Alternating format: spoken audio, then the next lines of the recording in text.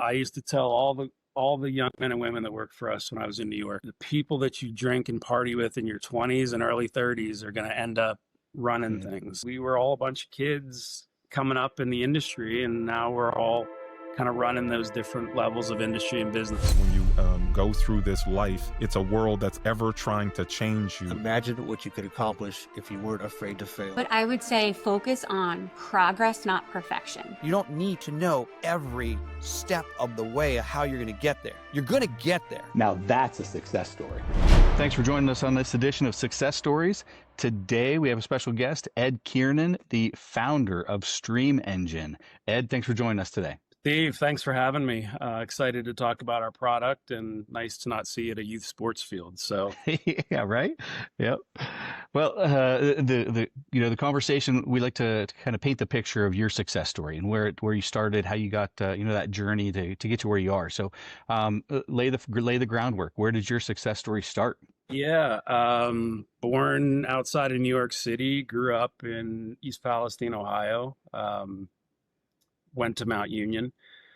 Didn't really have any clue what I wanted to do. Started out as a geology major. My college roommate and I, he went on to drill for oil all over the world. And I decided to get into sports marketing, which was really my passion. I mean, growing up in the Youngstown area, everything around here is sports centric. So for me to go into sports was a natural. For me to go into golf was not a natural, but it's where I ended up, or at least where I started. So during my time at Mount Union, I did an internship with Jim Cook, who's John Cook's father, who won the U.S. Amateur and a well-known professional golfer. At the time, it was the NEC World Series of Golf, and they would run several events throughout the year, and I would ultimately go to work for them after interning for them for 2 straight summers. So I would spend summers at the NEC World Series of Golf, which became the first World Golf Championship. I'd spend time at Cabo at the Senior Slam and also the Las Vegas Invitational. So I really got a chance to understand the golf world and how the PGA Tour worked at a macro level. I quickly had an opportunity to move to Hartford, Connecticut, which is now the Travelers Championship. At the time, it was the Cannon Greater Hartford Open. It was the second largest in terms of attendance next to Phoenix. It had kind of a party atmosphere. So me going in there in my early 20s was a really awesome opportunity. We had a lot of success there, met a lot of people at the tour, and then had another chance to kind of pick up and move again.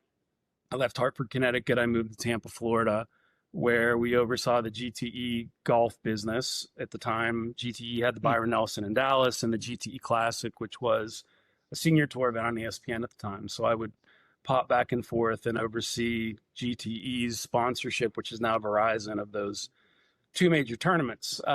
During that time, I met Peter Jacobson, who is a fairly well-known golfer, probably best known for Golden Tee, the voice of Golden Tee than anything else, or winning the U.S. Open and Tin Cup, but has had a great career and had a great agency out in Portland, Oregon. And I met with a couple of his guys, and they convinced me to ultimately move to Portland, which a kid from Northeast Ohio, Toledo was the Pacific Northwest to me. So Yeah, right. had an opportunity to go out there. It was amazing. I'd never really experienced the Pacific Northwest. So living in Beaverton, Oregon, a couple of miles away from the Nike headquarters, had an interesting opportunity to meet and do a lot of business with those guys. And when Tiger Woods came out, we were involved in all that stuff. So it was a cool opportunity. It was also when the event business was starting to transition into more of a corporate consulting business, and we would create events. So we created the Shark Shootout for Greg Norman, and we created the CBS Charity Classic for Billy Andrade and Brad Faxon, and we'd go around and do events in Kansas City and Baltimore, and events with Bryson DeChambeau and John Daly when Bryson was a kid in Fresno. So we would create Monday, Tuesday events, but what was happening was the transition of sports marketing was really starting to forge its way into the industry. And as we were there, we were starting to work with Toyota and Lexus and Kettle One Vodka and CVS Pharmacy and Red Bull and all these amazing brands that needed our help in the corporate consulting sports marketing world. So what that meant, I usually tell people, if you have legal problems, you hire an attorney. If you want to spend money in sports and entertainment, whether that be the Olympics or FIFA World Cup or a Major League Baseball sponsorship in Cleveland or Pittsburgh, you hire someone like us, and we manage, negotiate on your behalf, and really act as your consultant, and ultimately your activation arm to handle your media, your social media, your on-site activation, your hospitality, everything. So we did that for a while. It was great. We were being courted to sell the agency to Omnicom, which at the time was the largest media company in the world. GMR Marketing wanted to buy us, but ultimately decided he didn't want to sell, and I ultimately decided that I wanted to go in a different direction and kind of spread my wings outside of golf. I wanted to experience, which I did, Olympics, FIFA World Cup, NASCAR, NFL, MLB, NBA, MLS, things that I'd never really been exposed to before. So it also gave me a chance to operate the New York office, and living in the city and experiencing that was something that I always wanted to do from a working perspective. So living there and really grinding it out at a time when the city was really good was a great chance for us to go do that. I worked for GMR for a couple years and had always had a burning desire to go do my own thing. I didn't know what that meant throughout the years, but we did that in 2012 at Super Bowl in Indianapolis. We announced that we formed Engine Shop, which was my first agency that we built and sold in 2015 to private equity. So we quickly built that with gentlemen from the entertainment world. So my background was sports and entertainment. I met a bunch of guys that own nightclubs in Miami and nightclubs in Vegas, and we're doing the ESPN parties and the Maxim parties at Super Bowl and all these high-end celebrity A-list red carpet events. I said, if we could take your world, which at the time, if you remember the USA Today, if we could take your world, which is the purple, the lifestyle, and you could take my world, which is the red, and we could jam them together, like, we'll crush it. Because I've been inside the biggest and the best, and they don't have that access of what we could create. So we created that. We quickly won agency of record for Mercedes-Benz, Johnson & Johnson, Bud Light. We launched Bud Light Platinum, Omega watches, all sorts of great brands. And we had about 7 or 8 agencies around the country. We built that, sold that in 15. I stayed until 17, and I would commute back and forth every week from our house in Ohio to my place in the city, which is crazy. But the whole goal was to build it and sell it. If you ever want any Delta Sky miles, then they're yours. Way too many nights traveling, but I'll get into that in a little bit. So at the time, my father wasn't doing well. He was battling early dementia, and it was after a guy that had left for 25 years and, as I just told you, lived all over the country. It was time for me to kind of come back and take care of that, which I did. I didn't know quite what I was going to do, so I took the winnings and quite a bit of the winnings from the exit and kind of bet on myself and started a handful of businesses back here, which had some success, had some failures. I've made money, I've lost money, but it's always been my money. So, as an entrepreneur, when you're writing those checks and building that foundation, sometimes it's not always easy. But, we got after it and went after it. And a couple of things I got involved with, one of them was really interesting, was an esports business called Damage, which we started an agency in LA with a couple of professional gamers and guys in the advertising industry like myself with sports backgrounds. And I would see the consumption habits of my own boys in my house. At the time, they were probably 17 and 10. So I was watching how my oldest boy would consume his content. I was watching how my youngest would consume his content, how my wife would consume her content, and how I would consume my content.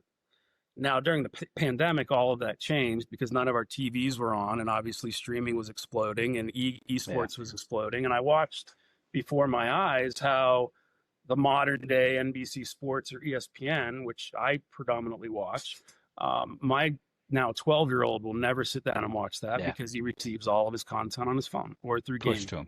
Yep. So the world intrigued me. During that, we had a lot of success early, not because of me, because of my business partners who were utter geniuses in the space.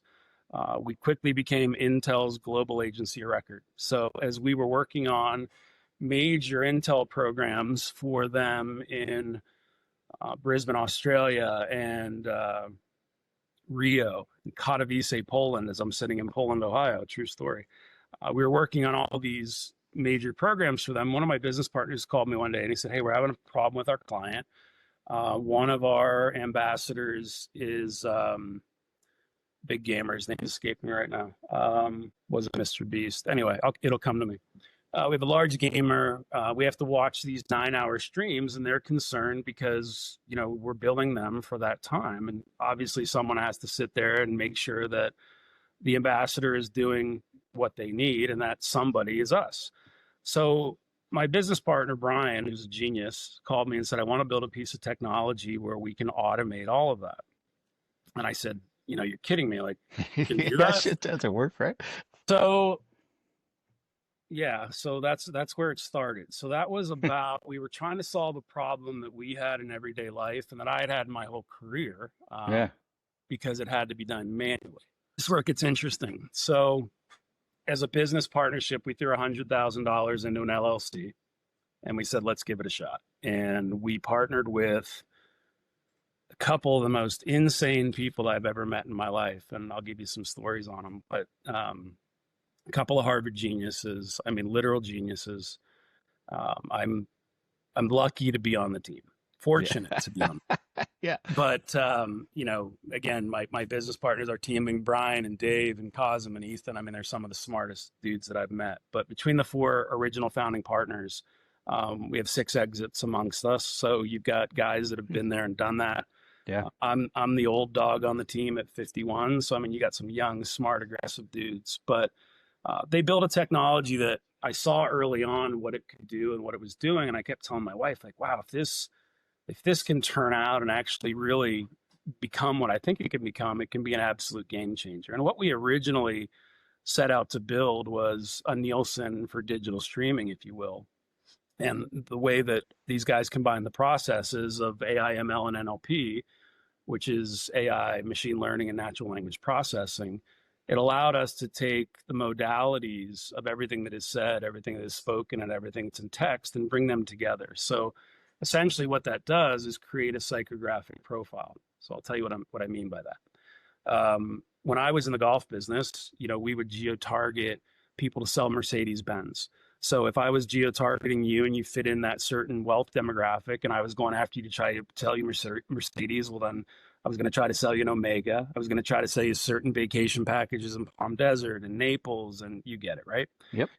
So while we were trying to do that, the market wasn't quite ready for it in 2020 and 2021, as you can imagine. In the middle of the pandemic, I was picking up the phones and traveling to New York and meeting with my friends that were sitting in some of the largest agencies in the city that would normally have 500, 600, 700 people. There'd be 6 or 10 people in the office. So I saw at a macro level how the world was changing, how the media world was changing. And we went after this space really hard. For the first time in my life, you know, kind of went out on a limb, walked away from a very well-paying job, which at the time was a massive risk. There were many times that I, you know, wasn't quite sure how things were going to turn out, to be completely honest with you. But, you know, I had a good team, not only with my guys, but also, you know, kind of team Kiernan. I mean, my wife has a great gig, thank God, and was able to really support the lion's share of this while she let me chase this dream. And I think there were a lot of times where she was thinking, what did I sign up for? But I also, what the hell did I agree to? Yeah, which in all candor, she's right. She's right. Yeah, she was right. But as we started down this path, you know, we started to have success. We did, you know, just over about $1.5 million in revenue. So we were starting to prove the model. We started to see that we were having success despite all the market challenges and things that we were up against. Here's where it gets interesting. A friend of mine, lots of friends of mine, as I reached out to my network, I was literally calling everybody saying, look, this is what we've built. How are their applications? What do you think? Who can you connect me with? One of them was Michael Munoz, son of Anthony Munoz, chief football officer at the Pro Football Hall of Fame. Michael's a good friend of mine. As I always jokingly tell him, one of the smartest football players I've ever met. Him and my son are the two smartest. And he said, wow, this is incredible. I think it has defense and intelligence applications. And I said, no, I agree with you. I said, but as I'm raising capital in a pandemic and we're trying to get this thing up and down Madison Avenue, I really don't have time, energy, or effort to focus on that. As I was skipping, you know, 3 months, 4 months, 5 months, 6 months, 7 months of not paying myself. And trying to get this thing going. So this, again, gets interesting. He puts us on the phone with a gentleman. Michael's from Cincinnati, Ohio, originally. Went to Moeller, put me in contact with a gentleman at Wright Pat Air Force Base who is an utter genius, and I'll leave his name out of it. And there's a lot of things I have to leave out of this just as I start to tell For sure. But one of the things he just built was an autonomous boat that drops out of a helicopter for the SEALs. So just to kind of give you the brevity of what we're dealing, like these people are Different next worlds. level people. Yeah. He had a meeting in DC with his contacts and went down and said at a macro level, this is what these guys have. Theoretically, if you took every TikTok video from Instagram and we wanted to distill that down in an LLM that could be anything from, death to America to whatever you want it to be, just like a query or a Google search, you would be able to go through that whole thing and do just that. So once we knew that we had interest from the Army and the Navy, as he came back and said they both want it, that's where it starts to get interesting. So I really don't have any military background. I was going to say, this is a brand new channel for you, right? Any military connections. It has been one of the most amazing experiences of my life because I've never had a chance to interact with military. And I will tell you, in dealing with the commercial world versus the military world, the amount of just respect and integrity that I've seen is everything that you'd expect. I just had really never had a chance to work in that space. And we've met a lot of amazing people. But through golf, my early days in the PGA Tour, there was a gentleman in Kansas City, as I mentioned before, that helped us get an event where George Brett was involved and a variety of Kansas City, hierarchy. His friends were also guys like Rush Limbaugh, who's since passed, and General Mike Mullen, who was chief of staff for both Bush and Obama. And as my business partner said to me, do you realize when Obama told us he got bin Laden, he was on TV with Obama? I said, I know he's big in the military, but I don't know how. I don't know the org chart. So that's what you're dealing with. Yeah. So Dave said, look, 2 years ago to Augusta, you come to the Masters. I wasn't at the time. He said, if you can come down, I'll set up a dinner with Mike and his 2 Navy SEAL sons, which he did.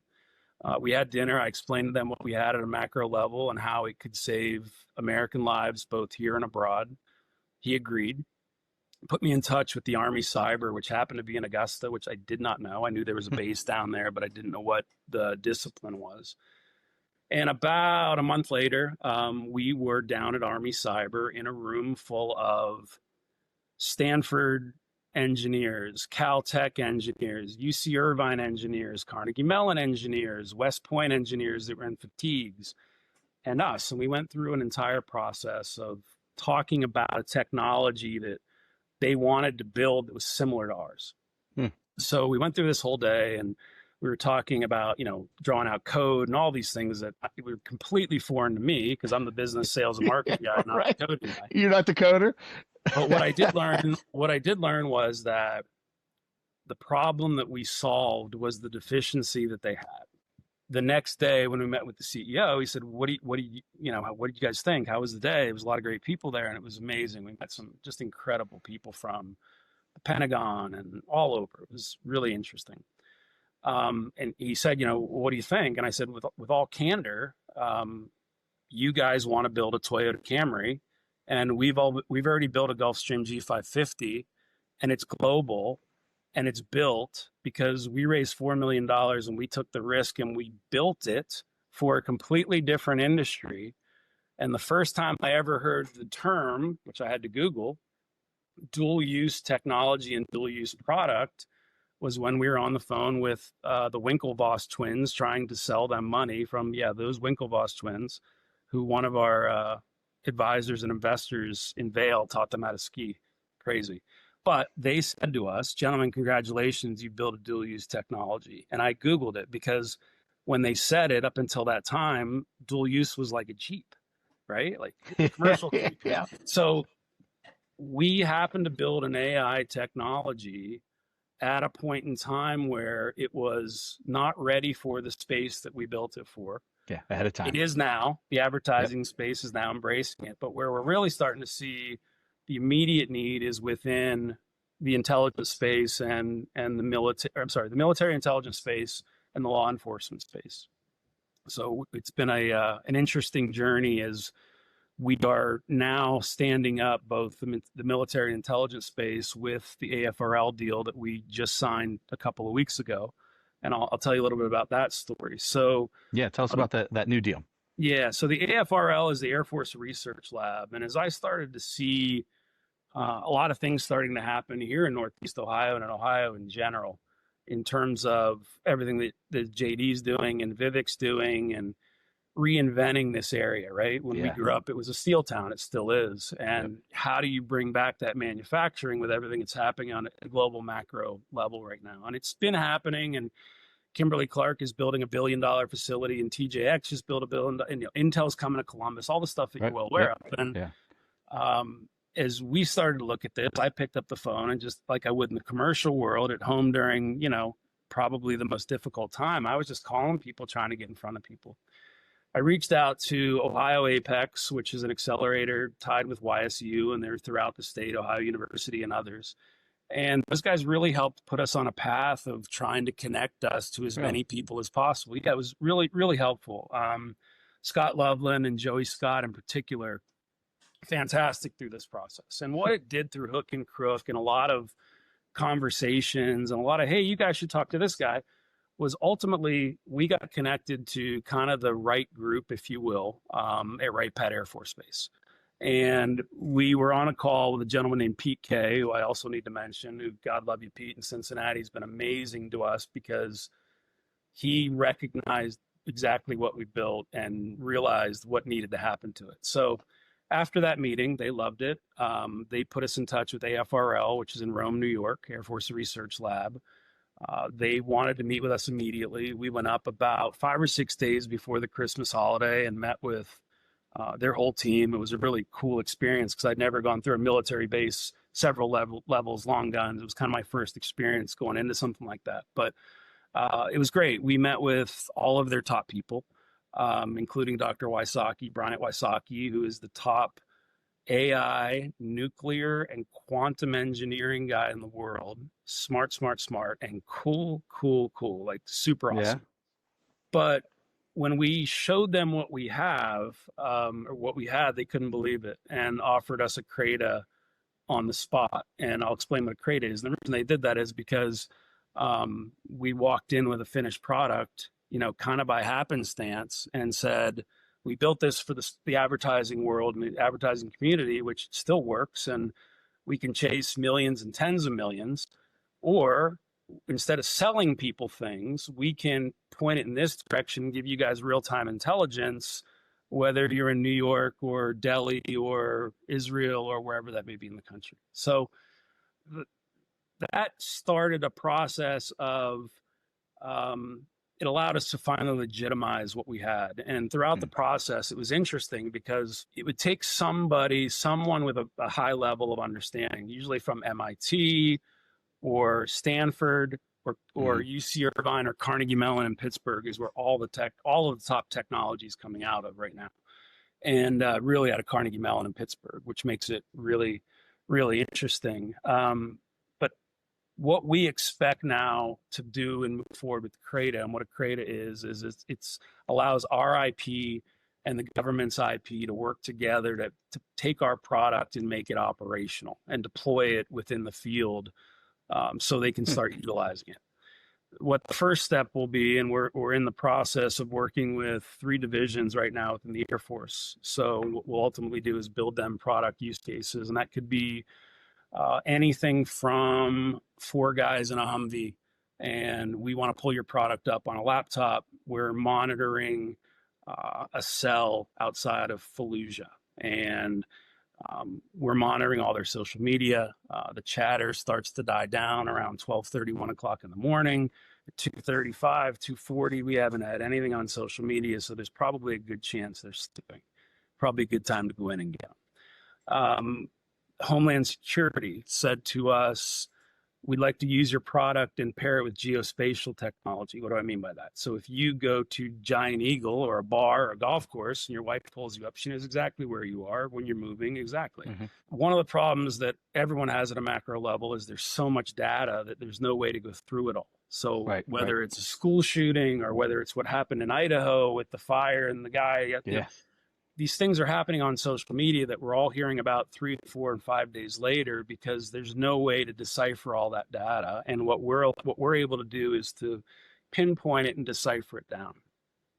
So from a geolocation standpoint, again, theoretically, we could take everything in the state of Ohio and we could go across every K through 12 student and detect school shootings. Back to the, you know, imagine if we were at the downtown Columbus Westin and someone sent something out coded on Twitch or on Telegram or whatever platform they used, we would have an LLM around that would search for keywords and code words. And theoretically, if a sex trafficker sent something from, let's say, the Westin downtown Columbus, we would know that. Department of Homeland Security would know that, and Columbus PD could be kicking down the door in 5 minutes. So when you look at the real-time basis of it, it was built for us to take data from the Olympics or FIFA World Cup to a CMO and say, your sales are down, you should make real-time changes, instead of getting the data back 6 months later and saying, well, we'll look forward 4 years from now, Next year. We'll knock it out of the park, right? So it was, we needed it for the real time, and now the different applications from real time are starting to really take off. So it's been an interesting. That's amazing. Yeah, it's been interesting. It's been amazing, and like I said to you when you reached out to me, we haven't really had a chance to tell the story. And you know, from a guy that's lived it, I mean, it has been one hell of a story. But what these guys built was so amazing that I had to literally put it on my back and say, if you don't get this thing funded, and if you don't get it in the room, it dies on the vine. And that was something that, you know, it was hard to keep myself motivated throughout that whole process, right? When you don't have anybody patting you on the back. It's an uphill battle. And you're trying to sell an algorithm, right? Yeah, you can imagine. A lot of my buddies think I've lost my absolute mind. But at the same time, I think I probably did as well, because in order to go through this process, it was a tough one. You had to put the blinders on a little bit, right? I had to. You know, I had to I blocked everything out of my life except my family and my business. And I bet you a lot of my friends, I run into them like, where are you? We don't see you here. I have been head down grinding like crazy. Number one, because it was the first time in my life I ever went out and asked anyone for money. So we raised just shy. We'll end up closing our safe at 4 million.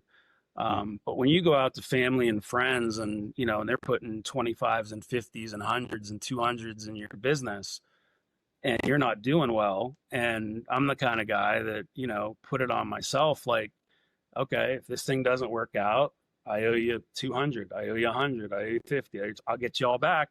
So I'm sitting here thinking, I'm on a $4 million bogey, and I'm gonna have to build another business if this thing doesn't work out.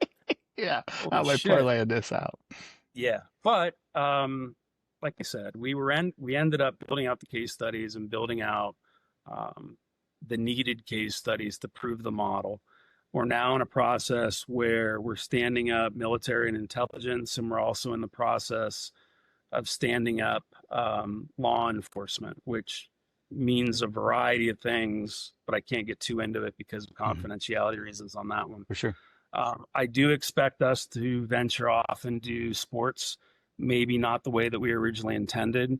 What I would like to do, and we're in talks with several partners right now about how we would expand this business, but from every major sporting event, whether it's a PGA Tour event, whether it's an NFL game globally, NBA game globally, cricket game globally, FIFA World Cup's coming, the Olympics are coming, any major gathering of people that could be, you know, working with Chandler, Arizona right now. They have an ostrich festival, which brings in 80,000 people.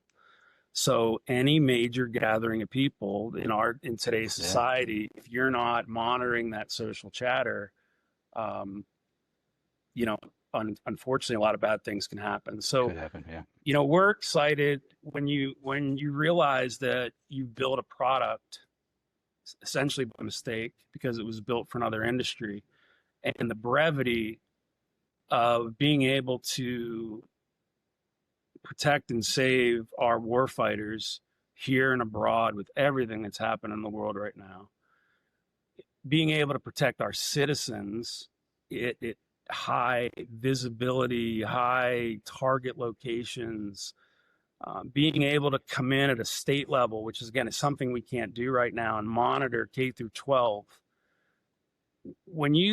And I understand all the macro level politics that comes with that, but For sure. we've built a technology that's an absolute game changer, which is why none of us were willing to walk away. You had four blue collar kids that some of the toughest guys I've ever met, that when you sit us at a table together, you'd never put the four of us together, but what each one of us brings in terms of skill set is a unique skill set, to the point where I even told my own son, go learn code, which he's going on his senior year at Boulder, because as I was going through this process, I said to him, your goal should be to own the team, not to play on the team, right? He was a good athlete. That should be your goal. With your brain, try to own it. Yeah. That's where you should be shooting for. And I said, if you can stand up in a room full of people like I do and convince them and you should do this and this is what we're going to do. And you can sit down behind a computer and you can write code like I'm explaining to our architects and what we need. That's a pretty unique ninja. What does all that mean? I mean, look, I'm back in Northeast Ohio. We've built what I've said for the last 5 years, I think will be one of the largest businesses that will come out of the global pandemic.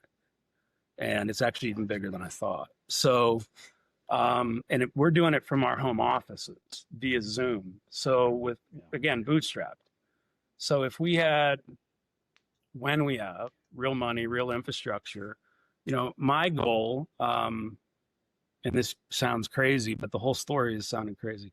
My goal, and I've convinced my business partners of this, who are 2 guys in Orange County and 1 in Miami, to put our corporate headquarters in Youngstown, Ohio.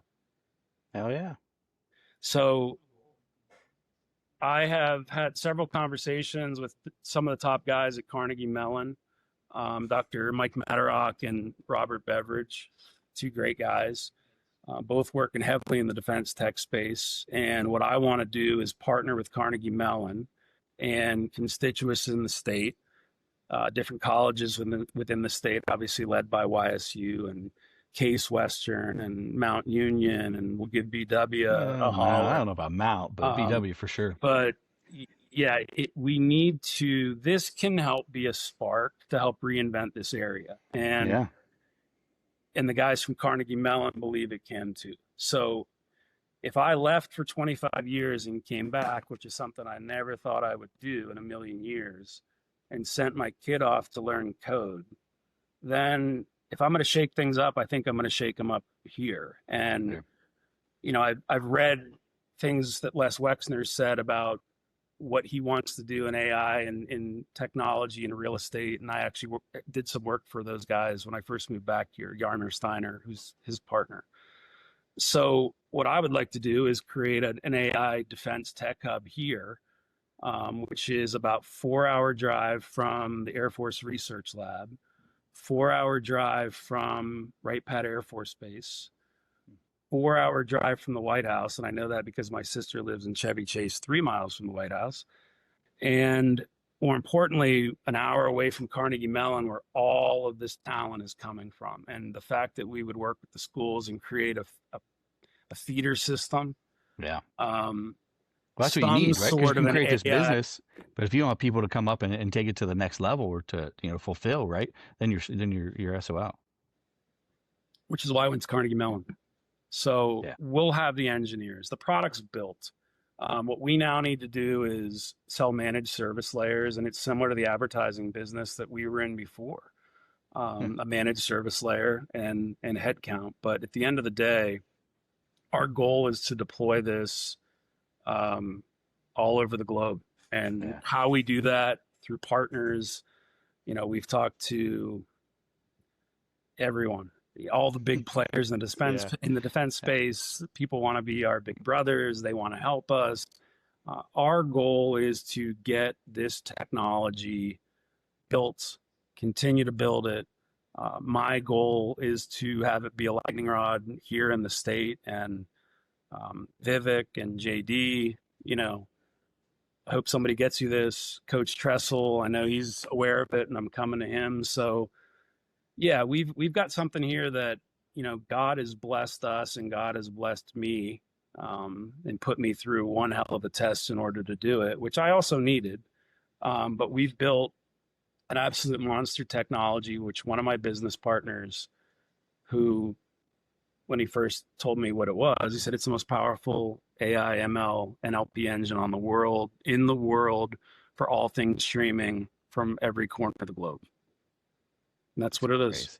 That's awesome. It's awesome. Yeah, it's been a wild one. Congratulations. It's Yeah. been a wild one. Thank you. Yeah. But our goal now, the goal now is to build it. And the goal now is to build it as big as we can. And like I said, the success that we're having, flying around on our own dimes, literally still bootstrapping it. But as I've said to the guys a million times, like, if you were gonna do this and you were gonna script it, I've brought in my family and friends for the Capitol. Everybody's 1 degree separated from me. So if it's, my buddy James in Vail, it's his buddy that he plays golf with. So it's all, we built it that way. I had hoped that I could build it that way. Was able to do that. And now we're going out really with any institutional capital. It's amazing. Because that's the crazy part. Even more crazy than the technology is how you've developed the business. Well, yeah, but you got to also realize that we paid ourselves a penance. And when I mean a penance, I mean, compared to what I was used to making, you can cut it by a whole hell of a lot. Yeah, I can imagine. But as I said to a lot of people throughout the process, if this wasn't what it was, do you really think I'd be still doing it? No, I would have gone to somebody and say, Steve, I owe you $100,000 and I'm going to make it up to you. Yeah. Tim, I owe you $200,000. I'm going to make it up to you. So the hard part was knowing that that's not what it was and that we had to get it in the right room. So yeah, it's been a wild run. What I want to do now is figure out a way that politically this can be a lightning rod for the state. And I've always kind of said that to the guys at Apex and Craig Zamry, who's, at Defense Works and has been integral in getting us in front of the Secret Service, who we're working on something for right now, and others. Anyone that sees it and understands what it is wants it. It's just not as easy in your world and my world to say, okay, I want an MOU and we start Monday. Yeah. Because of the processes that you read about right now and all the technologies that they're trying to speed through the process. We're one of those technologies. And we've been trying to tell the world that, and this world that, for the last 2 years, and they're finally taking notice. So where do we go from here? I envision a massive office somewhere off of 80 which someday houses several thousand people. That's amazing. That's amazing. It's crazy. It's crazy to think, but well deserved. You guys you're putting into work. A couple questions about your journey, though, to bring back. What do you think was your, along the way? You're a very personable person, right? You you carry a big stick. You have a lot of confidence. What do you think got you through, and each one of those jumps? Your greatest asset? Was it a mentor? Was it just a mindset? Was it, our grit that kind of we were born with in our area that a lot of us just are like, I'm making it out of here. I'm going to do this. My dad came from nothing. He grew up in Hell's Kitchen, New York, when Hell's Kitchen was Hell's Kitchen. And he, would tell me the story that he would get the same truck painted a different color as a kid every year for Christmas. Think about that. So I came from a blue collar Irish cops, FBI agents, do the right thing, go to church on Sunday. It was pretty simple. Don't touch your sister or any other woman, and, don't ever lie to us. That was pretty much the rules in our family. My dad was a hard worker. Growing up in Youngstown, you can't not have a chip on your shoulder, and I have one. I've been told no my whole life. You can't do this, you can't do that, my whole life. And I get it, but I guess I was always confident in my abilities, which is ultimately why I bet on myself. You did the same thing. For It's sure. a tough thing to do. It's a tough thing to put yourself out there. It's a tough thing to get your motivation from Instagram. But when I would have a bad day, I would get in my car. I would drive to some of the toughest parts of town. I'm talking the north side. I'd go up to Warren, drive around where my son went to school. I'd go around Mooney and downtown Youngstown. I'd go to East Palestine, and I would drive around Girard where all the mills are. And I would get so mad at myself that I got soft. And I did. I mean, you start to, you get a job, you get comfortable, you start to make great salary. And I got soft. So for me to be back in this area, dealing with everything that I was dealing with, trying to get this thing out of the gutter, I got inspiration from the most gritty place on the planet. And I also got inspiration from my son, who's going to be a senior in college. I have two boys. One is 12, Brady, and one is 21, Trip. And Trip does everything right? So like when I was a kid, I was out partying, Not like us. fun. And I wanted to have a mix of fun, and I had a hell of a great time, and sports was great, but it was, whatever. He locks in, he's smart, his grades, everything he does, he works out 7 days a week. He does all the right things. He never steps to the center ever. And I thought to myself, man, what a great young man. Like, God bless him. Like, I wonder if I did it straight. I wonder how good I could have been, right? Like, and I equate sports and business to everything, because For sure. if I walked up to you on the diamond or the court of the football field and you did something, I'm going to put my arm around you and I'm going to say, you good? Are we cool here? Okay. Next time, if I come up to you, that's not going to be the conversation that we're going to have. And you can't always have that in a corporate environment, right? And I think that was one of the things for me. I was looking at everything at a macro level. It was like, I need to do my own thing. I love to build cultures. I love to build teams. I think people enjoy working for me and with me and around me. And I don't say for me because I don't treat them like that. I treat them like we all work together. Team. Yep. And I try to get the best out of people, but I give them everything I got too. So when they see you're in it with them, that's the game. And I think growing up here, loving sports like I did, playing football, basketball, baseball, getting out and seeing behind the curtain of NFL, Major League Baseball, and all those other things was great. But the competition aspect of it, the competitive aspect of it is what I like. And I like to compete. And I love the aspect of competing in business. And I have mortal enemies, just like I did playing high school sports, right? Yeah. It's the same thing in business. And if you're playing it at a level or playing sports at a level, then that's going to be the natural thing that happens. Yeah. So to say that this area didn't inspire me is exactly what it was. But I've also seen this area change in the last 20 years, and I've seen Columbus and everything else change, and I know that we can do the same thing here. Hey, if you're going to leave some words of wisdom for people along, before I even get to that, strike that. What was you referenced a little bit before of you knew you always wanted to do your own thing.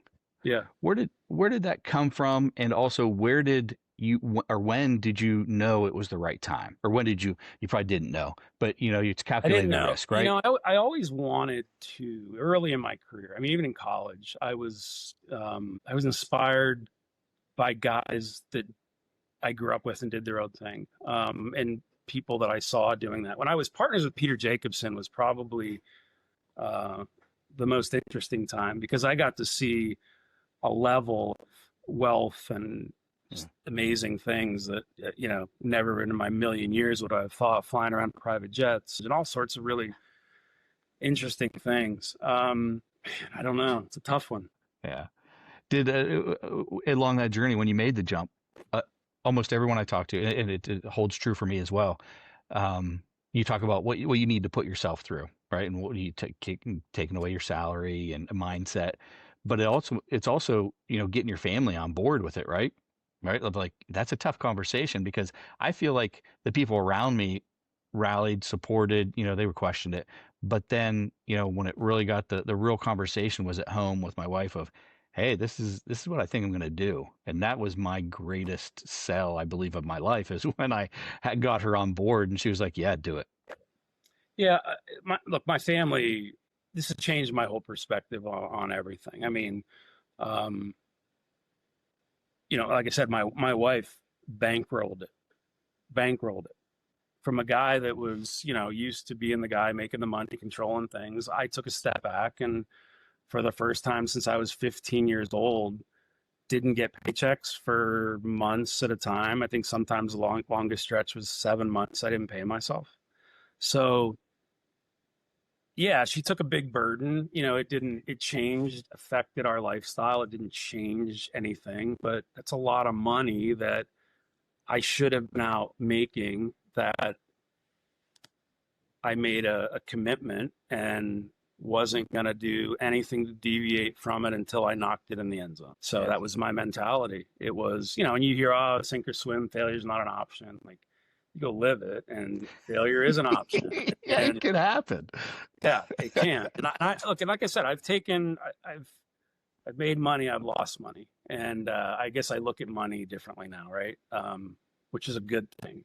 For sure. So for me to come back and look at things differently, I'm like, do I really need that? Or everybody kind of goes into these things, and we didn't, but a lot of people go into like Lambos and beach houses, right? And now it's kind of the last thing on my mind is that. What's on my mind right now is, I look around here and it's like, I always have, like, wow, this would be cool if we had here. Like, I want to build more businesses. That's what kind of drives what I like to do. That I like to build things. So I think, guys like you and I, hopefully we'll be able to shake this place up for the next 20, 25 years. And I think with the support in the area and the people that we just talked about, yeah, I know when we can sit down and have a conversation about it, they'll like what they hear. So yeah, and the people in the area, they're rallying around it. I'm not sure if you were familiar with the organization Ohio X, but I was just up at Sportsland up at Huntington with the Haslam and the people at an event up there. I'll get you introduced, but a great organization, just trying to the Silicon Heartland is what they're trying to push for Ohio and bring in, especially down in Columbus.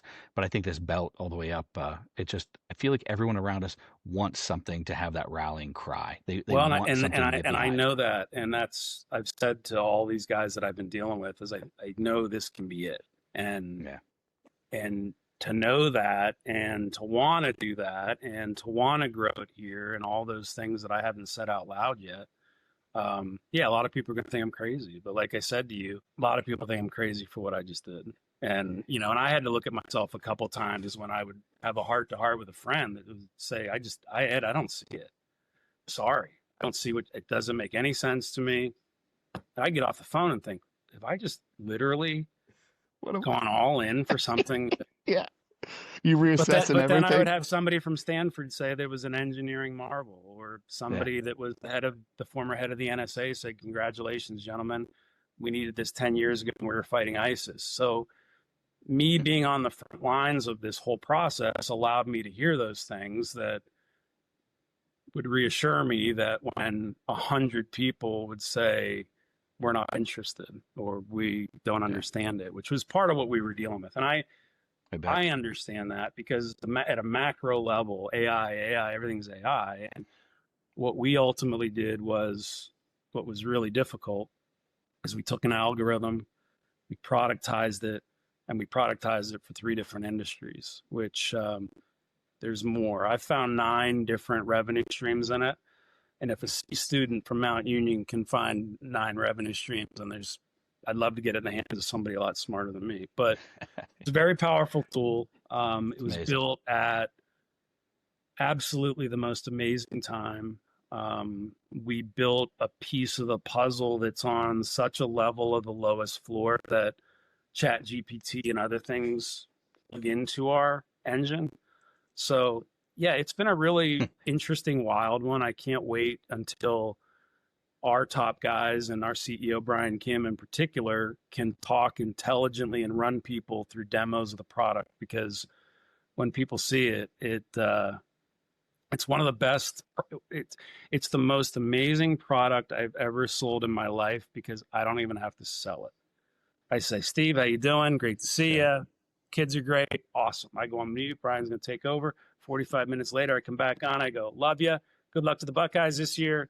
And we're moving on to the next step, because it's just such a logical, built by geniuses from Harvard. And I was lucky enough to be the guy they chose to run the gauntlet. Yeah, it's amazing. You talk about your dreams and kind of the ideas you have. I remember a quote that used to say, somebody said, if your dreams aren't so big that your friends laugh at you about them, they aren't big enough.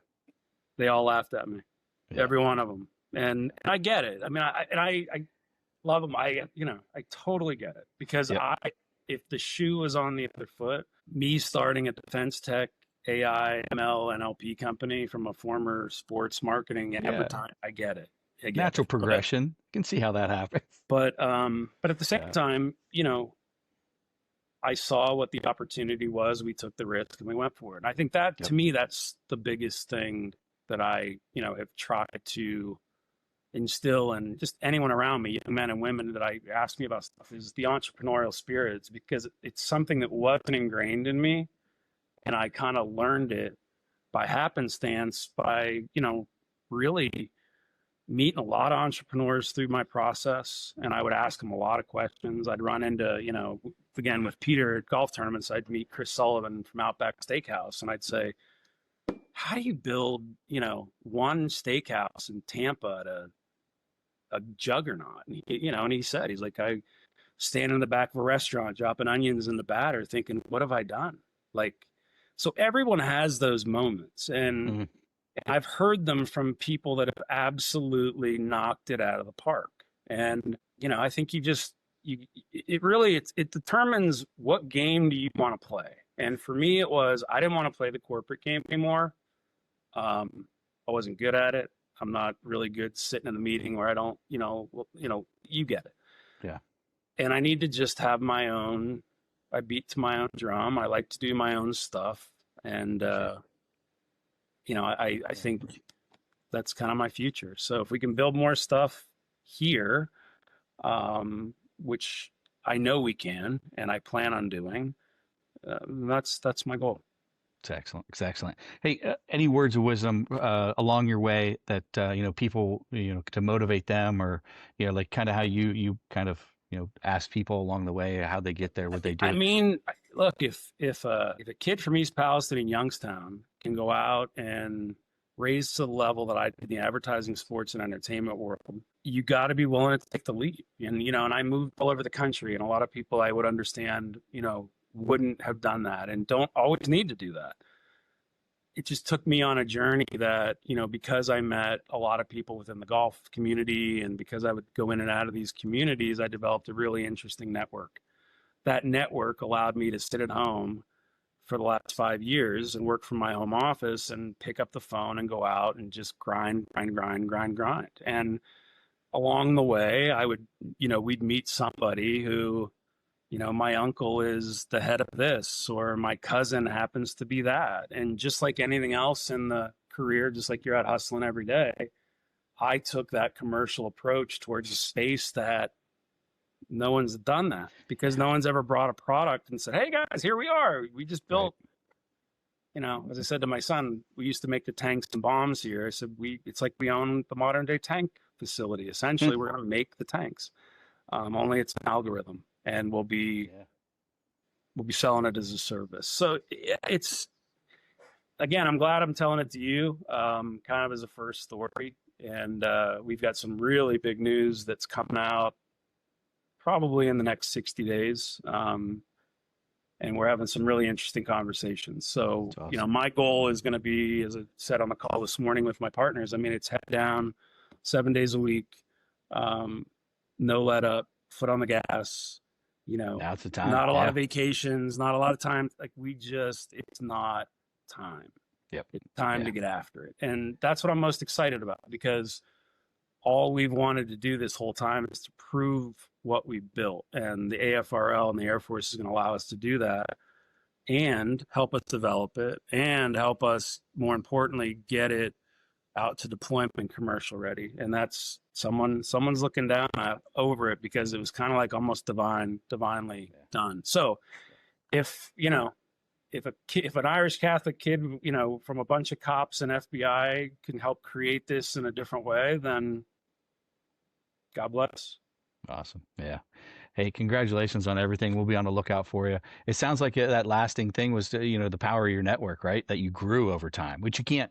It's authentic. You can't fake that. You can't just do it, right? I used to tell all the young men and women that worked for us when I was in New York, I said, everybody, the people that you drink and party with in your 20s and early 30s are going to end up running things. And whether it's Jay Monahan, who was the former commissioner at, you know, the NBA, or Stern, or all these guys that I've seen elevate to just crazy positions, that we were all a bunch of kids coming up in the industry, and now we're all kind of running those different levels of industry and business, which is really, really great to see.